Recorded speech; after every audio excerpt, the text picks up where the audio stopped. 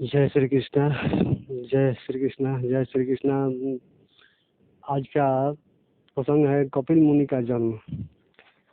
ब्रह्मा जी ने कर्दम मुनि से कहा कि आप ही सृष्टि रचने का कार्य कीजिए। कर्दम मुनि ने 10,000 वर्ष तक प्रभु की तपस्या करके जो वर पाया, उसकी भक्ति उनकी पत्नी जो मनु जी की पुत्री थी, उसके गर्भ से जन्म बालक ने जन्म लिया। उसका नाम कपिल मुनि हुआ, जो भगवान विष्णु के अवतार थे। उन्होंने जन्म लेते ही अपने पिता से कहा, देखो, मैं आपके घर जन्म लेकर अपना वचन पूरा किया है।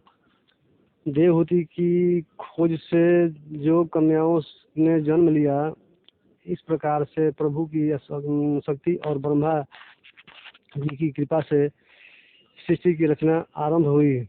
कपिल मुनि ने अपने ज्ञान से कहा, हे प्राणी, वह पापी जो माया को नहीं त्यागा, माया पुरुष को कभी कभी नहीं त्यागता, और प्राणी पुरुष प्रकृति को कभी नहीं त्याग सकता। जिस प्रकृति के आवश्यक से वर्षों का बंधन माना है, फिर उस प्रकृति से विलय कैसे हो। इसका एक ही उपाय है, वैराग्य की प्राप्ति से मन भगवान में लीन हो जाता है। जो माया को चीज से वह ब्रह्म स्वरूप होकर स्थित है। कपिल मुनि मानवता के कारण कल्याण के लिए जो कार्य दिखाया, उसे कौन भूल सकता है। उन्हीं के स्थान और उनकी कृपा से यह संसार हमें नजर आ रहा है। कपिल जी कहते हैं, हे माँ, इस संपूर्ण जगत में मानव श्रेष्ठ है। उनके लिए उनसे जिन्हें इंद्रियों का ज्ञान है, जिससे श्रेष्ठ ज्ञानी है, उनसे श्रेष्ठ जानने वाला और उनसे श्रेष्ठ चौपाएं और उन सबसे श्रेष्ठ मानव है। और संपूर्ण जगत में वही सर्वश्रेष्ठ है, जो अपने आप को मेरे अर्पण कर दे।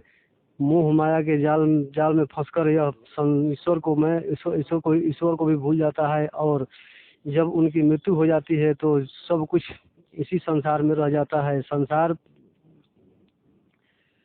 भर को अपने अधिकार में लेने वाला यह मानव खाली हाथ आता है और खाली हाथ जाता है। हाँ, केवल यदि उसके साथ जाता है तो उसका कर्म करते समय जब यमदूत पापी प्राणी को यमलोक की ओर ले जाते हैं, तब उनके पापी कर्मों का दंड देने के लिए मारते हुए, पीटते हुए, घसीटते हुए ले जाते हैं। जन्म मरण के इस चक्र को आवागमन कहते हैं। कपिल मुनि